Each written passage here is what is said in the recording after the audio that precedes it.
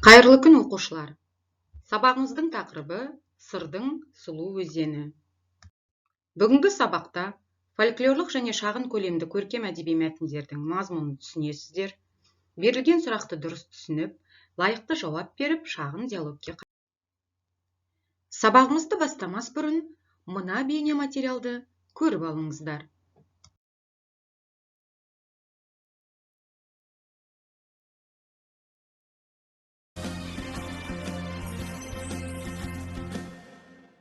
Қазақстанның халық жазушысы, мемлекеттік сыйлықтың лауреаты, халқымыздың бір туар ақыны Әбділда Тәжібаев 1909 жылы Қызылорда қаласында дүниеге келген.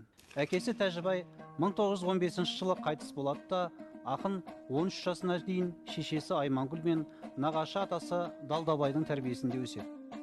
Жас Әбділданың өлеңге, әдебиетке деген құштарлығын оятқанда өз анасы мен нағашы атасы болды. Ақынның анасы Аймангүл араб, парсы тілдерін жақсы білетін көз ашық кісі болғандықтан Әбділдаға өзі хат танытып, әдебиет үлгілерін оқытып үйретеді. Оның үстіне болашақ ақынның нағашы атасының үйіне сыр елінің атақты ақын жыраулары жиі келіп тұрады екен.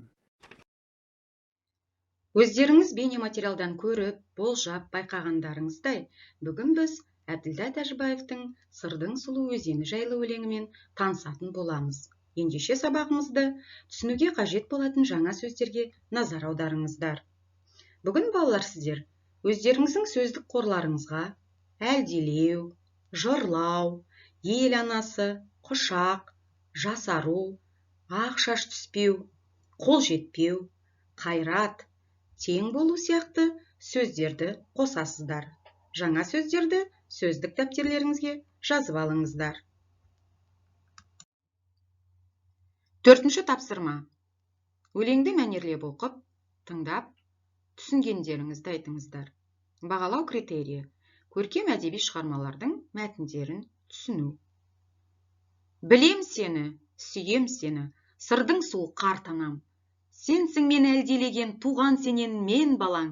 Сүйсе гейне анам десе, сүйген суы рейнесін. Сырдың суы туған ол да өз ақынын гейнесін. Жасса Тараз Днепрді, жасса Пушкин еділді.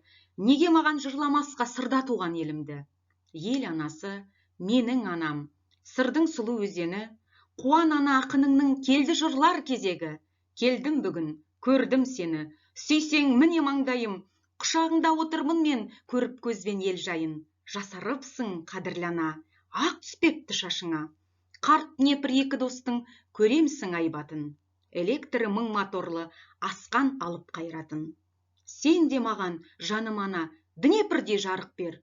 Қол жетпеген көк жұлдызын құшағыма алып бер. Сол кезде де, жаным ана, өзің менен тең болам. Сырда туған, сырдың ұлы, жаңа гейне мен болам.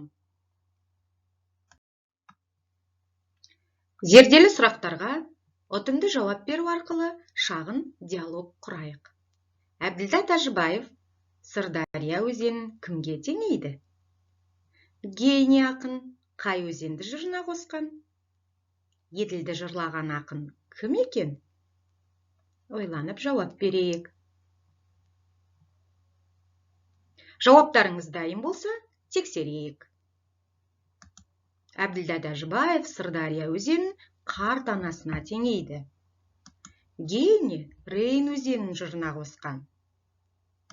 Еділді жырлаған ақын Александр Пушкин екен. Сіздер де дұрыс жауап берді деп ойлаймын. Бағалау критерийі. Берілген сұрақты дұрыс түсініп, лайықты жауап беру, шағын диалогке қатысу. Дескрипторы. Берілген сұрақты түсінесіңдер және лайықты жауап бердіңіздер. Оқу тапсырмасы ретінде 6-шы тапсырманы беріп отырмын. Мәтінді пайдаланып, сәйкестендіріп, сөйлем құрауларыңыз керек. 4 қадам әдісі арқылы бүгінгі сабағымызға рефлексия жасайық. Бірінші қадам не білетін едім? Екінші қадам не білдім? Үшінші қадам бүгінгі сабақта не қызық болды? Және төртінші қадам не білгім келеді деген сұрақтарға жауап берсеңіздер.